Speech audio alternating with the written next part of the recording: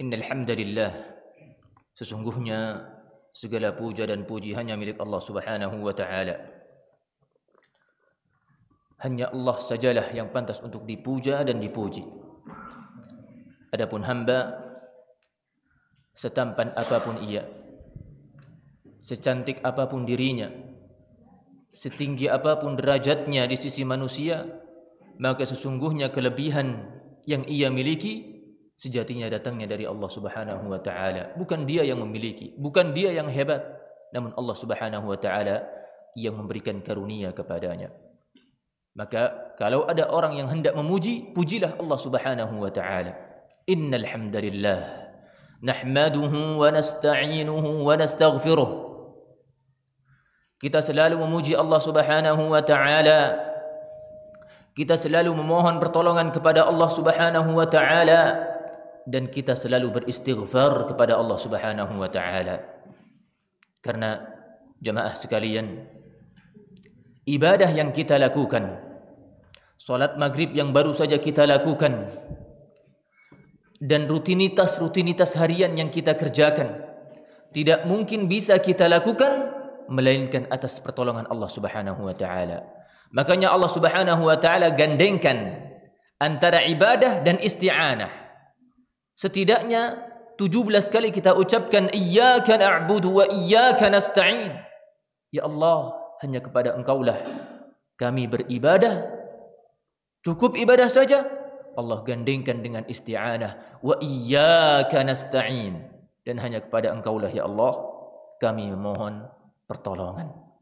Menunjukkan bahwasanya semua ibadah yang kita lakukan, semua rutinitas harian yang kita kerjakan, tidak mungkin bisa kita lakukan kecuali dengan pertolongan dari Allah Subhanahu wa taala. Maka banyaklah kita meminta pertolongan kepada Allah Subhanahu wa taala. Rasul sallallahu alaihi wasallam sering berdoa, Allahumma a'inni ala dzikrika wa syukrika wa husni ibadatik.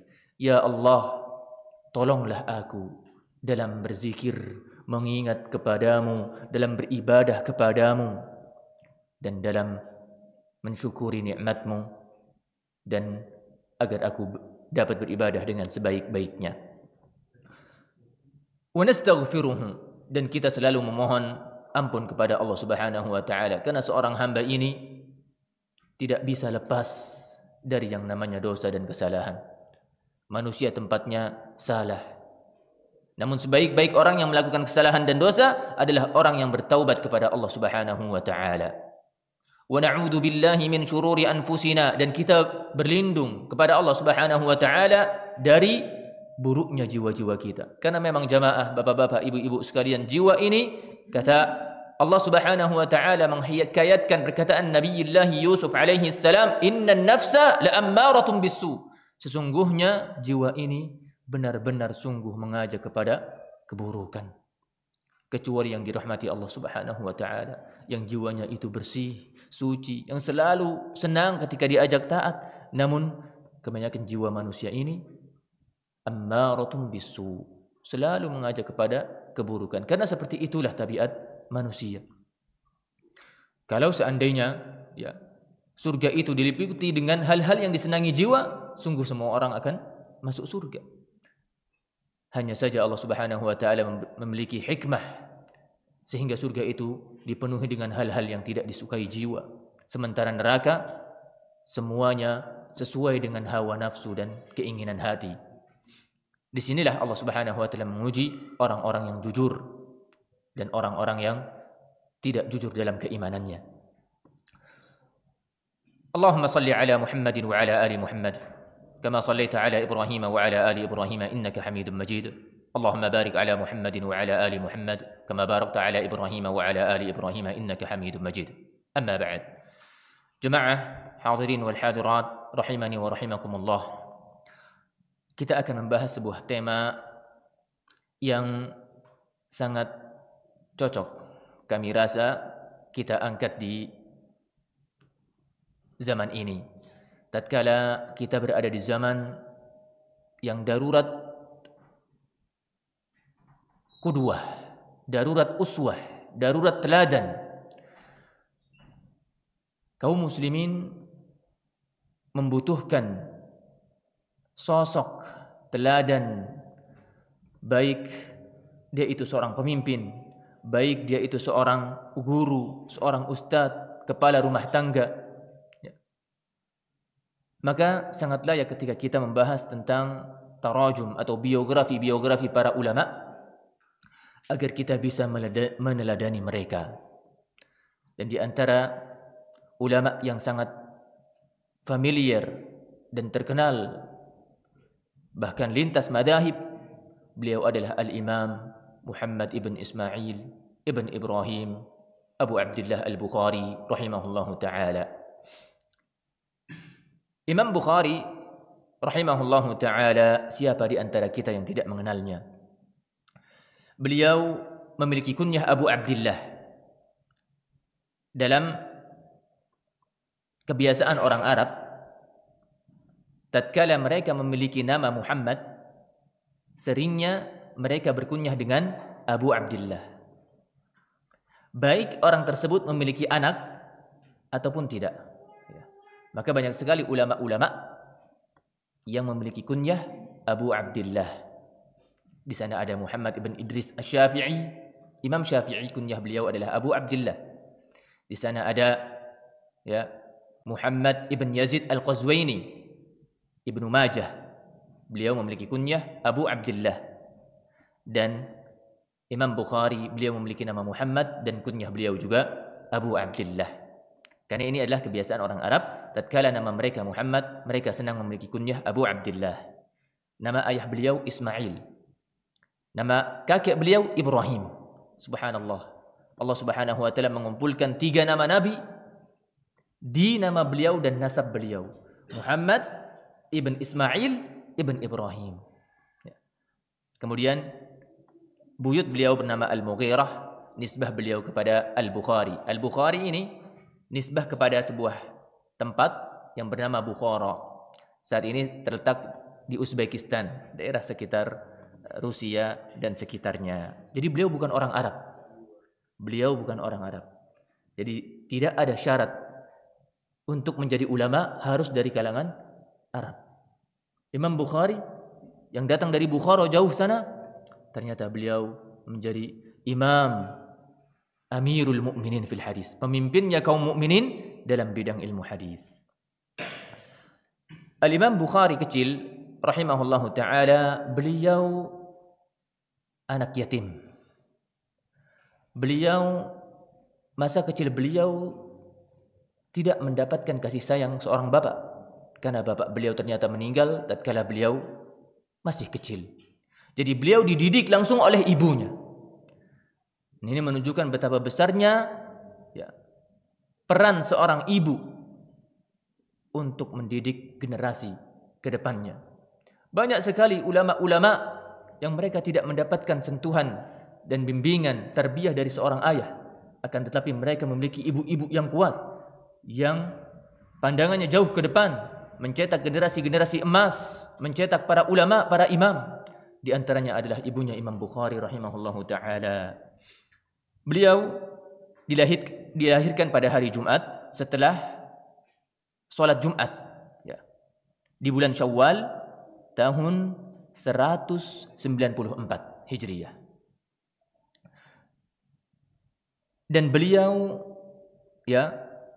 mendapatkan bimbingan dari ibunya, mendapatkan tarbiyah dari ibunya, karena memang keluarga beliau adalah keluarga yang saleh.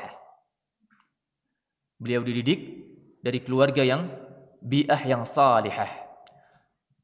Dan ternyata beliau sejak kecil memiliki ujian yang berat. Beliau lahir dalam keadaan buta, tidak melihat. Ibunya berdoa kepada Allah Subhanahu wa ta'ala agar Allah Subhanahu wa ta'ala memberikan kesembuhan untuk mata anaknya, sehingga anaknya bisa melihat kembali. Terus ibunya berdoa kepada Allah Subhanahu wa ta'ala siang dan malam tak henti-hentinya. Sampai suatu hari, pada suatu malam, tatkala ibunya tidur, ibunya bermimpi bertemu dengan Nabi Ibrahim alaihi salam. Dan Nabi Ibrahim dalam mimpi itu mengabarkan kepada ibunya, ya hadihi qad raddallahu ala ibniki basarah. Wahai ibu, janganlah engkau bersedih. Allah Subhanahu wa taala sudah mengembalikan pandangan anakmu. Ternyata tatkala subuh, Imam Bukhari kecil yang waktu bayi itu buta, ternyata sudah dapat melihat kembali. Ini termasuk karamahnya wali-wali Allah Subhanahu wa taala, orang-orang yang dekat dengan Allah Subhanahu wa taala, orang-orang yang bertakwa kepada Allah Subhanahu wa taala.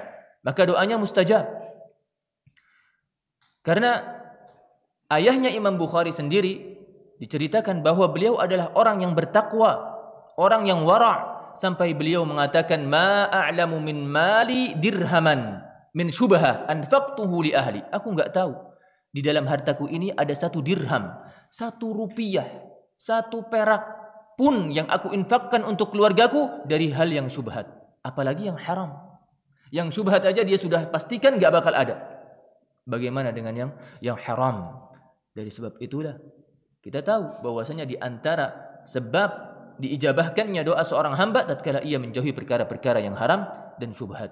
Maka keluarga Imam Bukhari hidup dalam bi'ah yang baik, dalam agama yang baik dan kesalihan. Dan beliau sejak masa muda sudah pergi haji. Ya. Umur beliau belum sampai 20 tahun, ternyata beliau sudah haji, dan hajinya enggak sendirian, sama adiknya dan juga ibunya. Beliau pergi dari Bukhara sekeluarga sampai ke Mekah. Ketika sampai di Mekah, ibunya Imam Bukhari mengucapkan perpisahan kepada beliau, ya, agar beliau belajar di Mekah dan mulazamah di Mekah. Kemudian ibunya Imam Bukhari pulang bersama adiknya yang bernama Ahmad. Nah, ini juga merupakan bentuk ya teladan bagi kita semua. Tatkala seorang itu masih muda memiliki harta, kecukupan, tenaga, hendaknya ia infakkan harta tersebut di jalan Allah Subhanahu wa taala. Dan seafdal-afdalnya infak adalah ketika ia gunakan untuk ibadah haji ataupun umrah. Kemudian tatkala beliau memulai perjalanan ilmiah beliau, ya, beliau itu mengambil ilmu dari guru yang ada di negerinya. Selayaknya seperti itu. Seseorang sebelum dia pergi meninggalkan negaranya, pergi meninggalkan kampungnya, dia ambil dulu ilmu yang ada di kampungnya sebelum dia mengambil ilmu di tempat yang lain.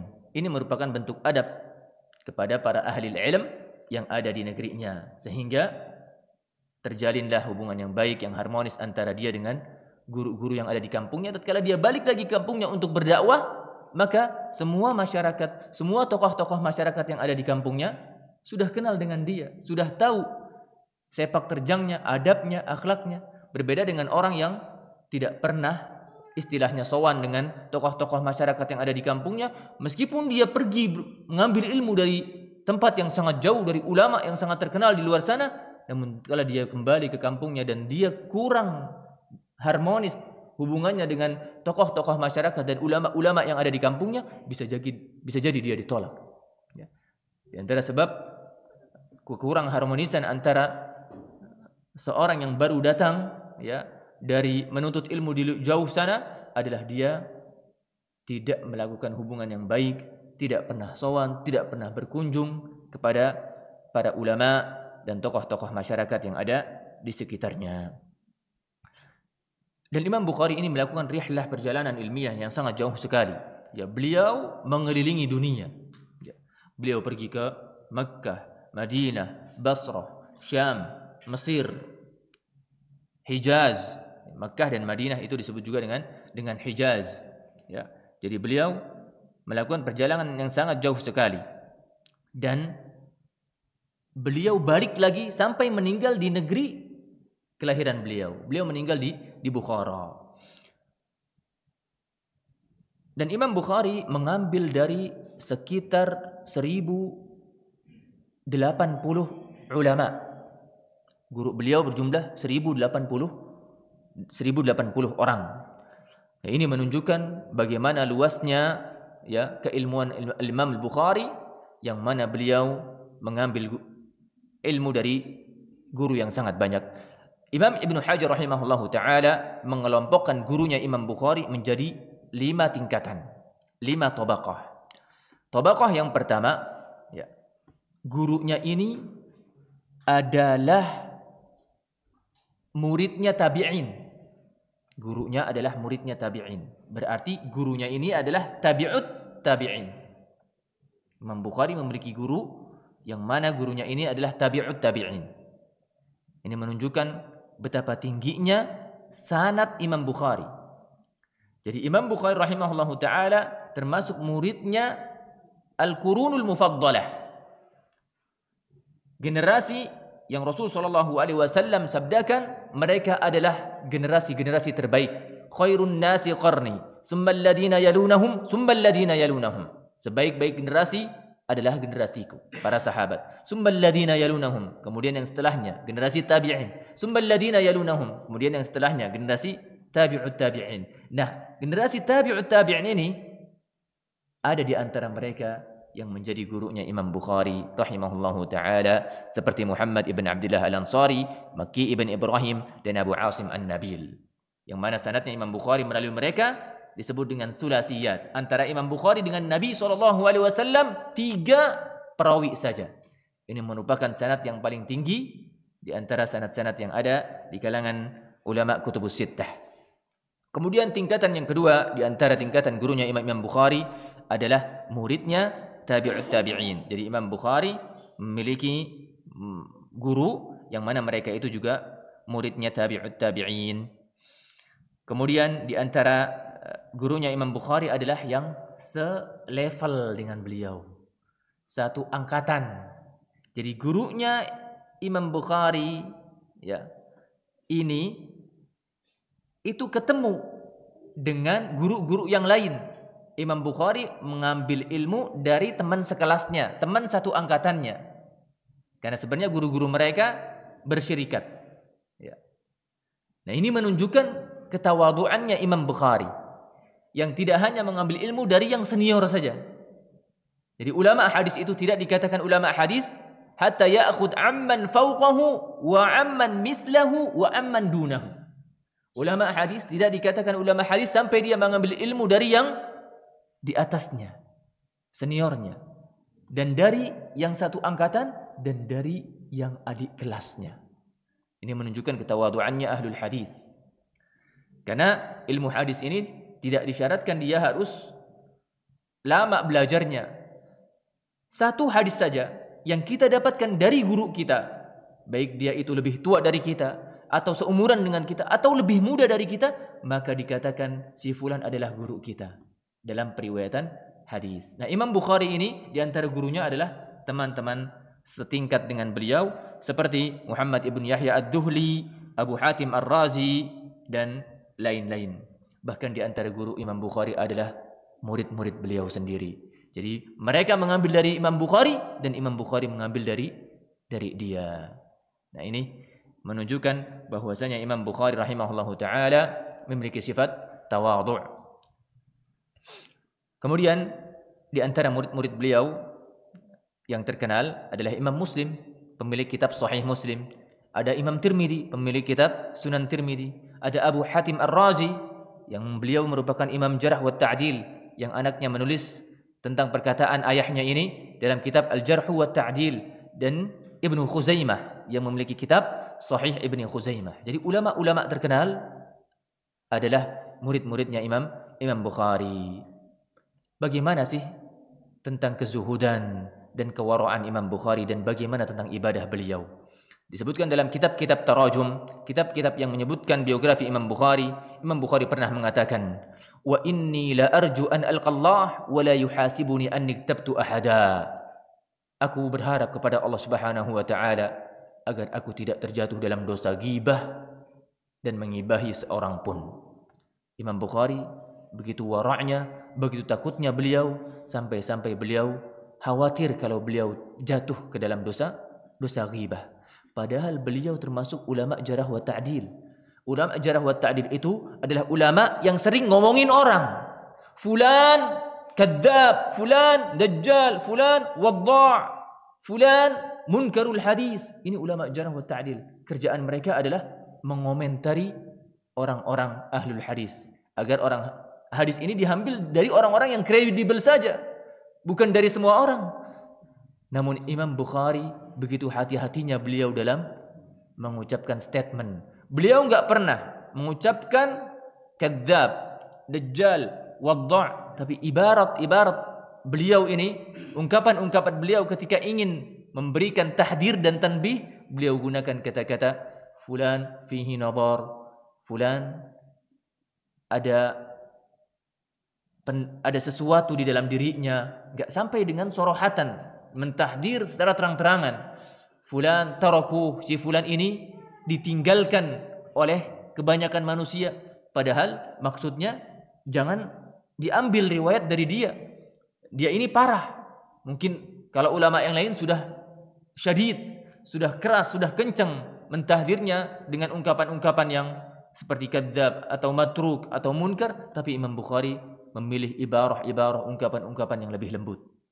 Karena beliau tadi takut terjatuh dalam dosa ghibah. Namun ini adalah amanah, menjelaskan keburukan kepada manusia agar tidak mengambil ilmu darinya. Ini adalah amanah. Maka Imam Bukhari juga menjelaskan, cuman beliau memilih ibarah yang lebih lembut.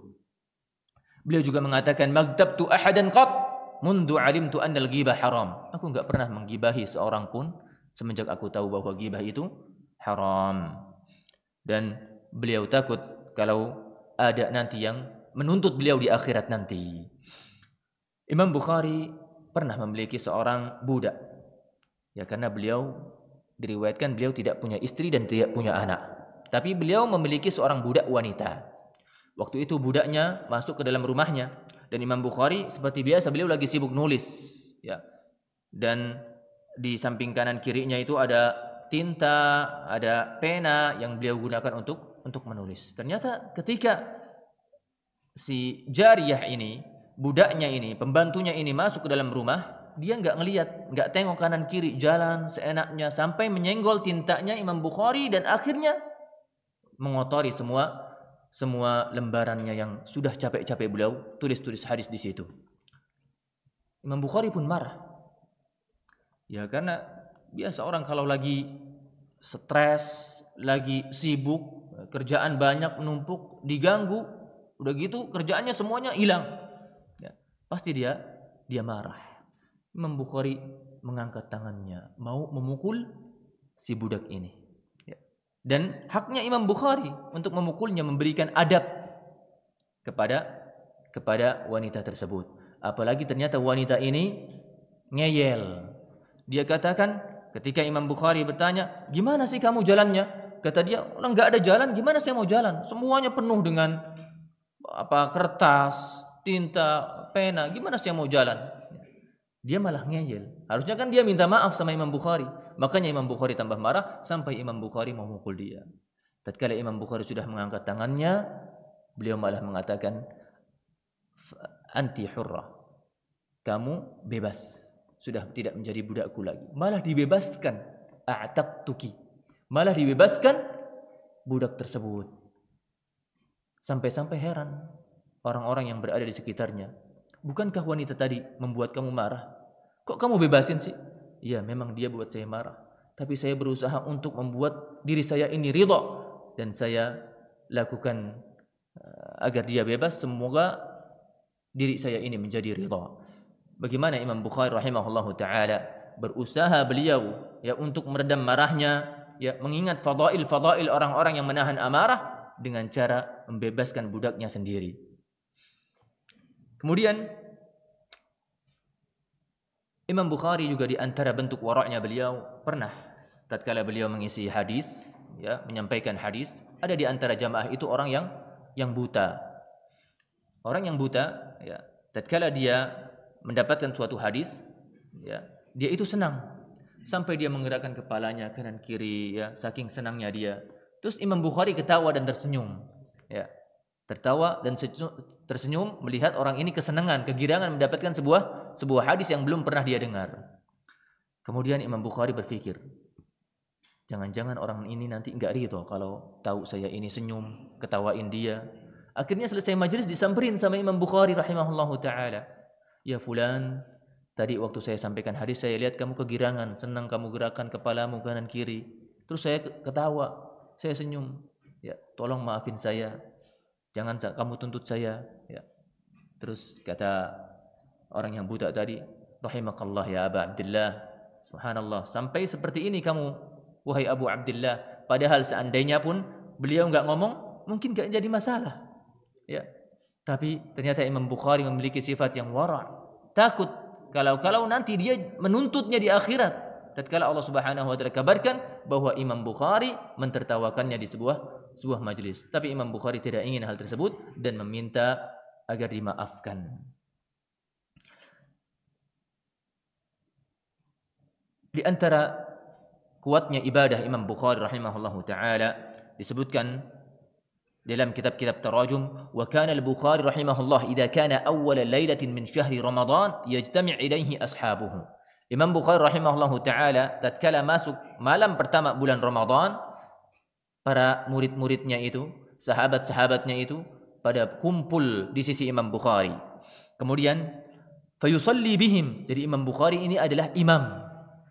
Ya, imam salat, ya, dan juga guru mereka. Wa yaqra fi kulli rak'ah 20 ayah. Membaca setiap rakaatnya 20 ayat.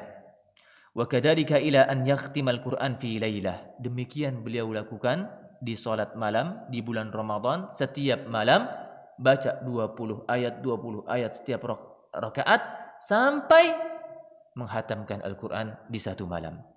Wa yastamirru dzalika ila nihayati Ramadan. Terus malam pertama, kedua, ketiga, keempat sampai malam terakhir bulan Ramadan. Kalau Ramadannya 30 hari, berarti 30 kali khatam di salat tarawih saja. Karena setiap malamnya khatam. Wa kana yaqumu ba'da tarawih fi sahar. Cukup salat tarawih saja? Enggak.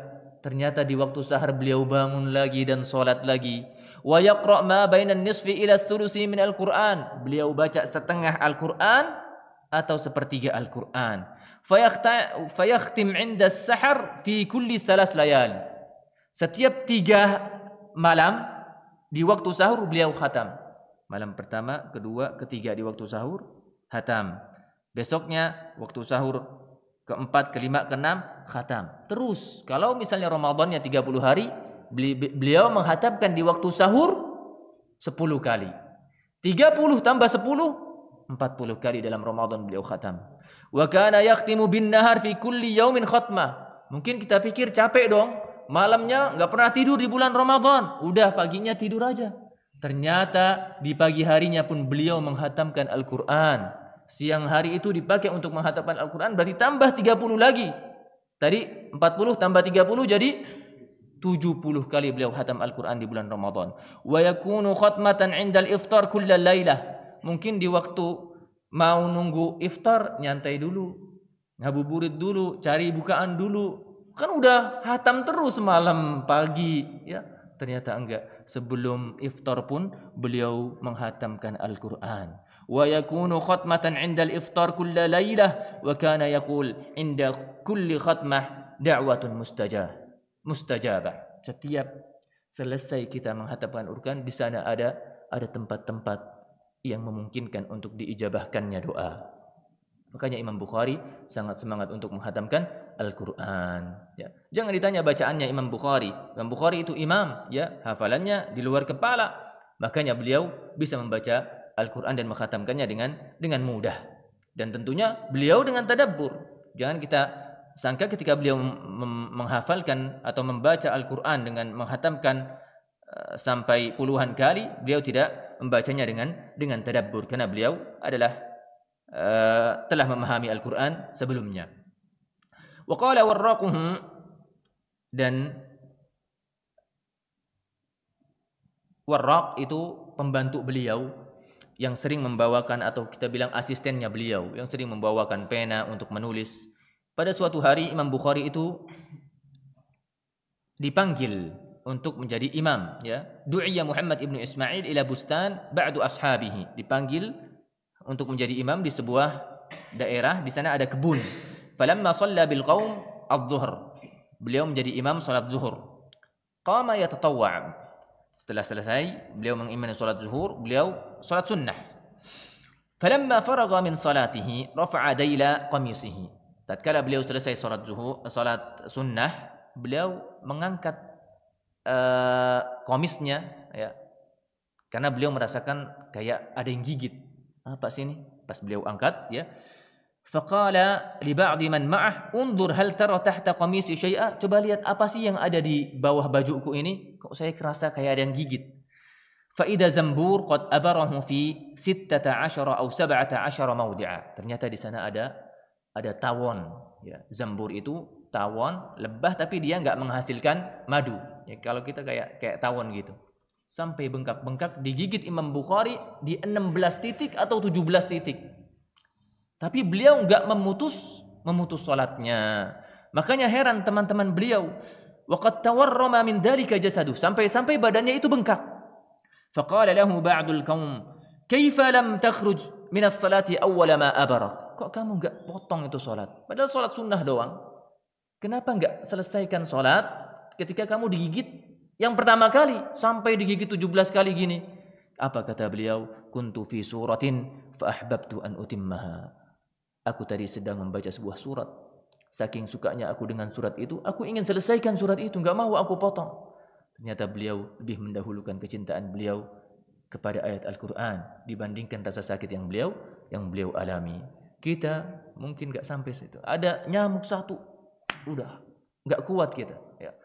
Ada masalah apa, ya, pengennya cepat-cepat selesai dari sholat kita. Tapi Imam Bukhari, subhanallah, saking lezatnya beliau merasakan kelezatan dan kemanisan membaca Al-Quran, beliau enggak ingin memotong sholatnya, meskipun 17 titik beliau disengat oleh tawon.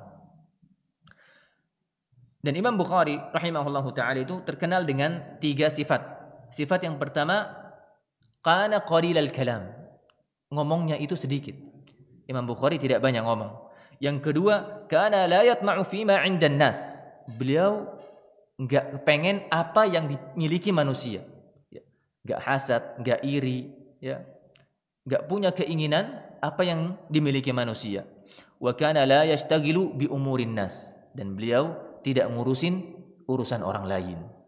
Nah, ini di antara sifat-sifat dan perangai yang dimiliki oleh Imam Bukhari rahimahullahu taala. Bagaimana dengan hafalannya Imam Bukhari rahimahullahu taala? Salah seorang guru beliau, ya, pernah mengatakan, ya, beliau ini waktu kecil, ya, yahfaz 70,000 hadis. Waktu beliau kecil, beliau menghafal 70,000 hadis. Ini waktu beliau kecil. Dan tatkala beliau sudah besar, beliau sendiri mengakui bahwasanya beliau menghafalkan 200,000 hadis. 200,000 hadis. Kemudian, ya, pada suatu hari Imam Bukhari rahimahullahu taala bersama teman-temannya menghadiri sebuah majelis. Ya. Tatkala itu Imam Bukhari enggak bawa buku, enggak bawa pena. Ya. Teman-temannya menasihati Imam Bukhari karena ini bukan termasuk adab dalam menuntut ilmu. Adab dalam menuntut ilmu, seorang penuntut ilmu itu mencatat, menulis. Apalagi ini majelis hadis yang disampaikan hadis-hadis saja. Ya. Kok enggak bawa buku, enggak bawa pena? Makanya teman-temannya memarahi Imam Bukhari. Gimana kamu ini? Kamu mau menuntut ilmu apa enggak? Kok enggak bawa kolam, enggak bawa hadis, enggak bawa pulpen, enggak bawa buku? Ya. Akhirnya kata Imam Bukhari, tenang, tunggu dulu. Coba berapa hadis sih yang kamu tulis? Ya. Kita udah nulis, ya, sekian ratus hadis, kata mereka. Tayyib, coba sebutkan hadis-hadisnya. Ternyata hadis-hadis yang mereka tulis itu kurang. Ditambahin lagi sama Imam Bukhari beserta sanad-sanadnya. Kalian ini kurang, ada yang kelewat. Akhirnya mereka yang menulis ulang dari Imam Bukhari. Jadi mereka yang mengambil dari Imam Bukhari. Ini menunjukkan betapa kuatnya hafalan Imam Bukhari rahimahullahu taala. Pernah juga di Baghdad Imam Bukhari dites, diuji. Karena Imam Bukhari sudah terkenal. Orang-orang itu pada pengen menunjukkan Imam Bukhari itu juga manusia, pasti bisa salah. Ayo coba kita tes. Akhirnya di sana ada ulama-ulama hadis di Baghdad, ya. Ada 10 orang jumlahnya, setiap 10 orang ini memiliki 10 hadis. Yang pertama ada 10 hadis, yang kedua bawa 10 hadis, yang ketiga 10 hadis. Sampai orang yang ke-10 10 hadis. Berarti jumlahnya ada 100 hadis. 100 hadis ini sudah dibolak-balik sanad sama matannya. Yang sanad hadis yang pertama itu sebenarnya sanad untuk hadis yang ke-100. Ditukar-tukar. Kemudian orang yang pertama menyebutkan hadisnya. Haddatsana fulan qala haddatsana fulan qala haddatsana fulan qala Rasulullah sallallahu alaihi wasallam kada wa kada. Imam Bukhari diam aja. Terus setelah selesai orang yang pertama ini, kata Imam Bukhari, la a'rifu. Saya enggak tahu itu hadis apa. Kemudian datang orang yang kedua, membacakan hadis juga 10. Udah dibolak-balik juga sanad sama matannya.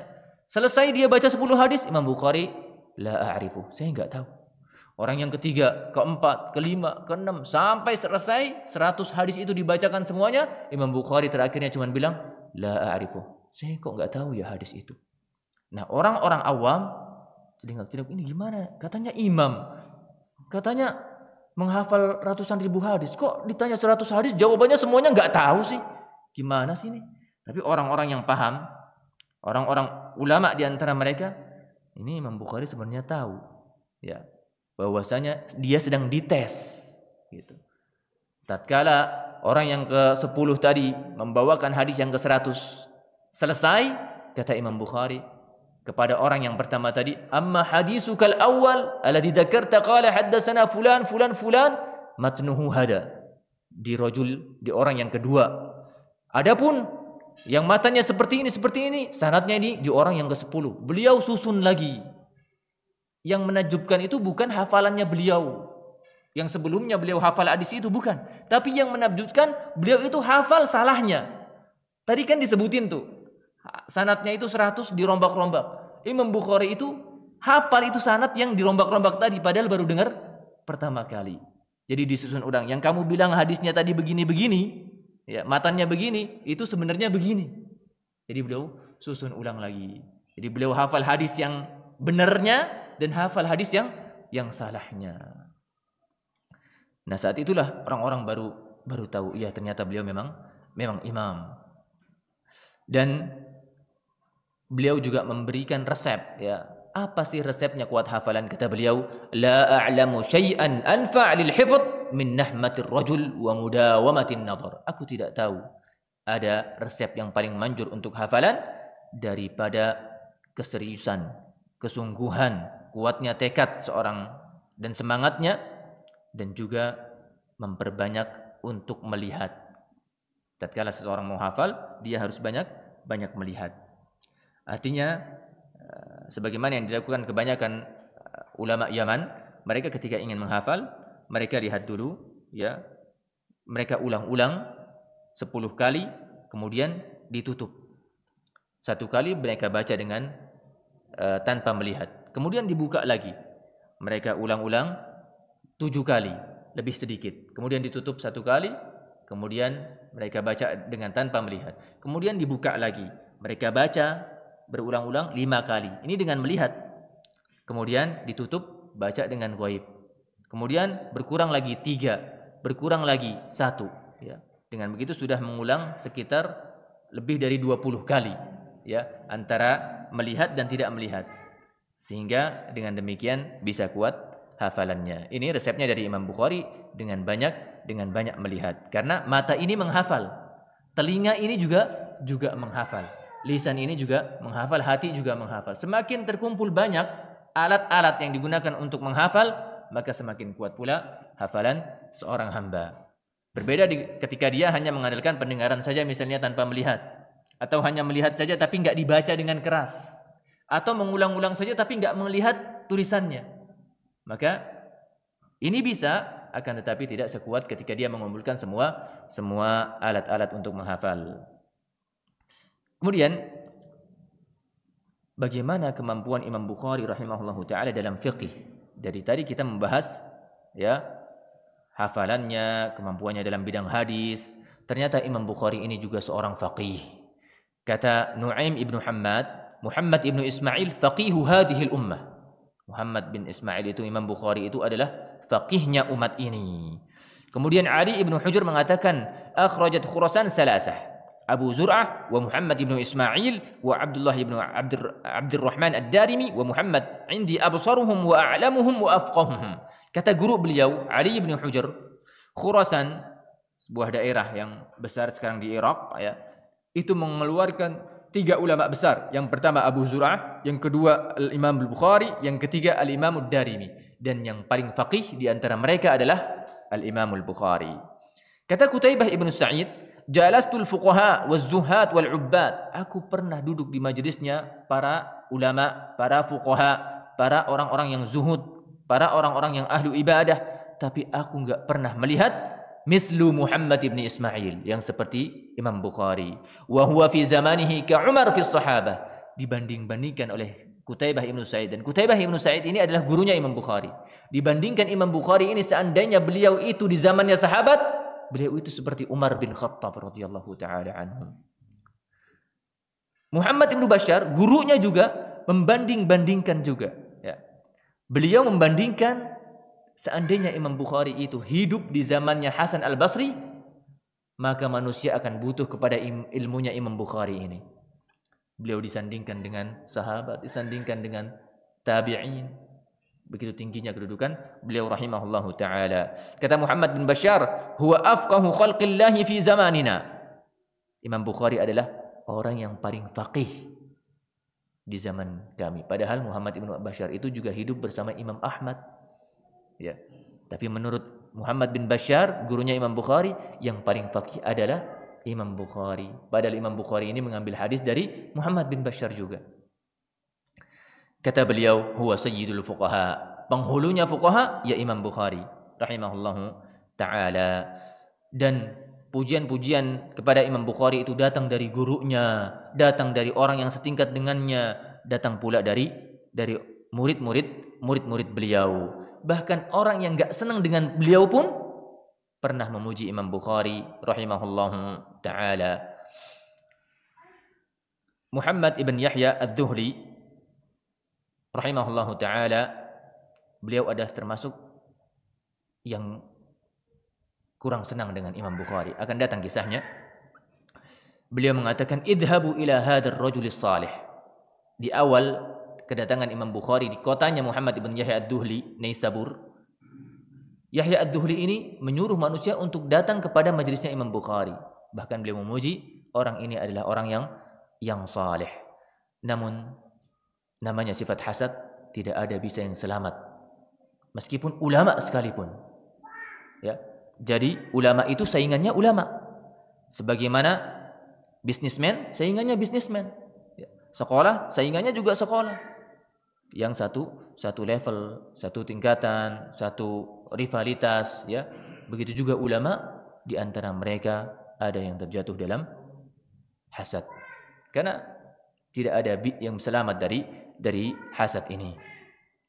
Meskipun dia ulama. Ya. Dan di antara ulama yang paling mengagungkan atau murid yang paling mengagungkan Imam Bukhari adalah murid beliau sendiri, yaitu Imam Muslim.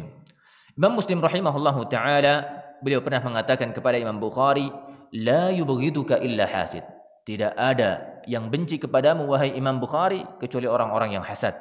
Wa ashhadu annahu laysa fid dunya mithluk. Dan aku bersaksi bahwasanya tidak ada di dunia ini yang semisal denganmu. Bahkan Imam Muslim mencium antara keningnya Imam Bukhari. Di antara kebiasaan para ulama itu mencium kening. Kalau adatnya kita mencium tangan, ya. Ini termasuk adab. Sampai beliau katakan, da'ni hatta uqabbila rijlaik. Biarkan aku untuk mencium kakinya, kaki Imam Bukhari. Sampai seperti itu Imam Muslim rahimahullahu taala. Baik, kita dengarkan azan terlebih dahulu.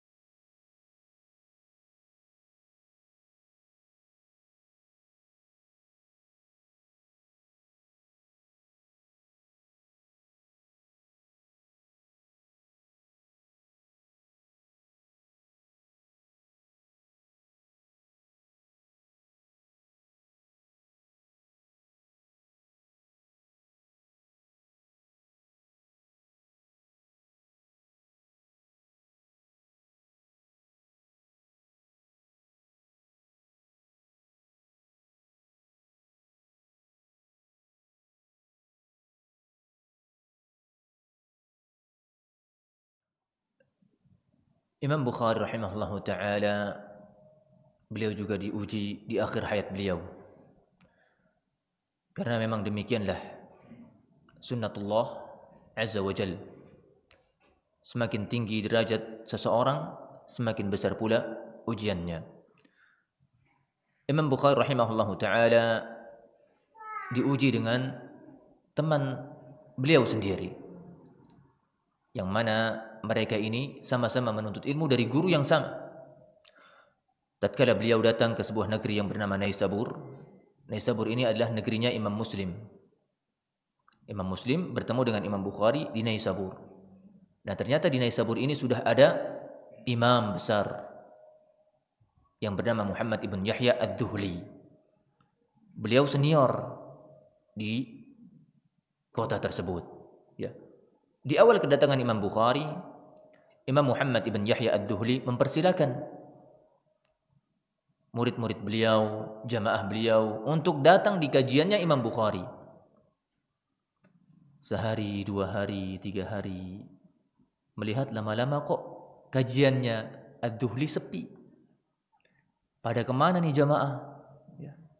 Pas begitu nengok ke samping, di sana ada perkumpulan manusia ramai sekali. Ternyata yang ngisi kajian Muhammad ibn Ismail al-Bukhari.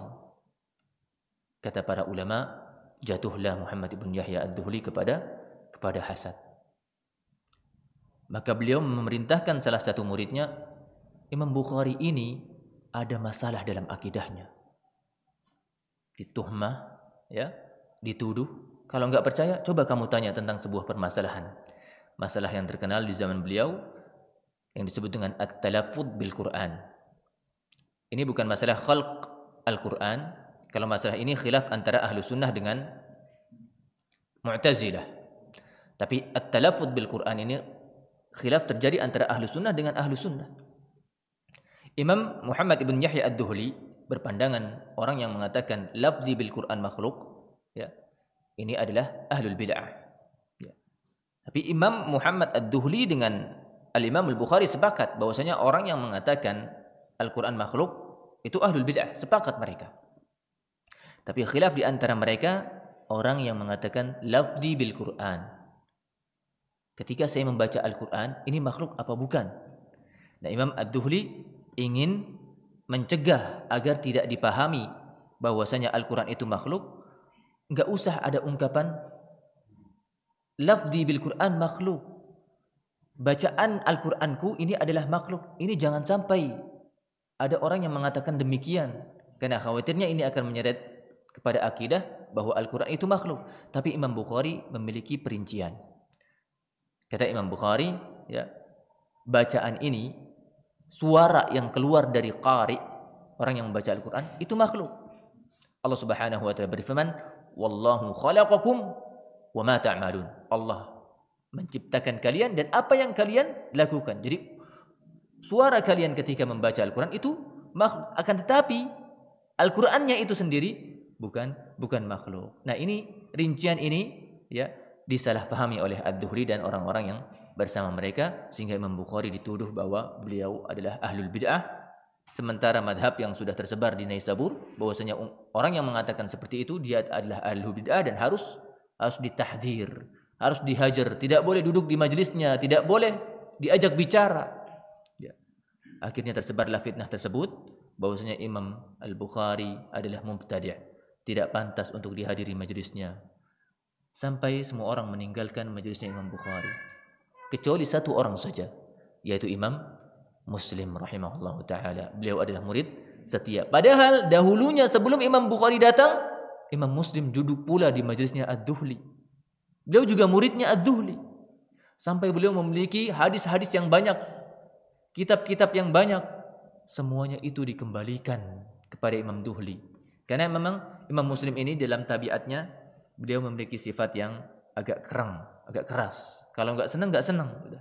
Dan beliau tatkala tahu kebenaran bersama Imam Bukhari, sudah enggak mau juga duduk di majelisnya ad-Dhuhli. Sampai para ulama juga seandainya Imam Muslim ini lebih fair, ya mungkin banyak hadis-hadis yang kita dapatkan riwayat Muslim dari ad-Dhuhli. Namun seperti itulah fitnah. Tatkala fitnah itu muncul, ilmu dan keberkahan itu menjadi hilang. Ya. Kemudian akhirnya Imam Bukhari pun diusir dari Naisabur. Karena Imam Ad-Dhuhli juga mengatakan kepada orang-orang, jangan sampai orang ini ada di Naisabur. Akhirnya Imam Bukhari untuk menyelamatkan dirinya dan agamanya, ya, akhirnya beliau tinggalkan negeri Naisabur dan beliau kembali ke kampung halamannya Bukhara. Ternyata fitnah itu belum selesai. Di Bukhara, Imam Bukhari juga diuji. Jadi sampai kepada pemimpin Amir di Bukhara bahwasanya Imam Bukhari ini akidahnya bermasalah, sehingga tidak pantas untuk berada di Bukhara. Padahal tatkala Imam Bukhari datang ke Bukhara itu orang-orang menyambut beliau, istilahnya nyawer ya. Itu dinar-dinar itu disawer di jalan-jalan. Mereka bergembira dengan kedatangan Imam Bukhari. Imam Bukhari imam yang sangat besar, ya, datang ke kampungnya, pulang kampung, ya. Maka ahlu Bukhara, penduduk Bukhari, penduduk negeri Imam Bukhari sangat senang. Akan tetapi berita yang ada di Naisabur itu sampai kepada pemimpin Bukhara, hingga akhirnya Imam Bukhari pun tidak boleh untuk tinggal di kampung halamannya sendiri. Dia pun akhirnya keluar dari kampung halamannya, berada di sebuah desa kecil, ya. Di situ ada beberapa kerabatnya dan beliau seorang diri. Hingga meninggal pun beliau seorang diri. Bayangkan, beliau tidak melihat asar, tidak melihat adanya efek dakwah yang berhasil tatkala beliau hidup. Seolah-olah beliau gagal dalam dakwahnya, karena nggak ada orang yang sama sekali yang ikut sama dia, nggak ada followernya, nggak ada yang like dia. Ini di akhir hayatnya. Ya. Jadi standar kebenaran itu bukanlah bagaimana banyaknya follower, bagaimana banyaknya like, ya, subscribe dan lain-lain. Ini nggak jadi masalah. Yang jadi masalah adalah penerimaan di sisi Allah Subhanahu Wa Taala. Dan ternyata penerimaan manusia terhadap Imam Bukhari dan orang-orang yang menyelisihi dan tidak mengakui keutamaan Imam Bukhari berbeda. Ternyata Allah kekalkan nama Imam Bukhari hingga saat ini. Bahkan mungkin sampai akhir kiamat nanti. Nama beliau kekal. Beliau didoakan dengan rahmat, dengan ampunan sampai sekarang ini. Dan demikian Allah Subhanahu wa taala tatkala mencintai seorang hamba, Allah kekalkan namanya. Dan di sini juga ada faidah bahwasanya kita harus mengakui keutamaan saudara kita yang memiliki kelebihan. Jangan sampai kita hasad kepadanya, ya. Seperti Imam Muslim tatkala beliau mengakui kelebihan Imam Bukhari, Allah gandengkan namanya dengan Imam Bukhari. Banyak sekali hadis-hadis yang situ disebutkan rawahul Bukhari wa Muslim, akhrajahul Bukhari wa Muslim. Digandengkan nama Imam Muslim dengan nama Imam Bukhari karena beliau mengakui keutamaan gurunya. Berbeda dengan orang-orang yang menyelisihi beliau, yang menyelisihi Imam Bukhari. Mungkin di antara kita ada yang baru pertama mendengar nama Muhammad ibn Yahya Ad-Dhuhli. Tapi maksudnya di sini bukan menjatuhkan kedudukan Muhammad ibn Yahya Ad-Dhuhli karena beliau juga masuk ulama dan dia tidak maksum. Ya. Maka kita harus menghargai ulama, jangan sampai kita jatuhkan kehormatannya. Wallahu taala alam bisawab. Mudah-mudahan apa yang disampaikan ini ada manfaatnya. Wa sallallahu ala nabiyyina Muhammadin wa ala alihi wa sahbihi ajma'in. Assalamualaikum warahmatullahi wabarakatuh.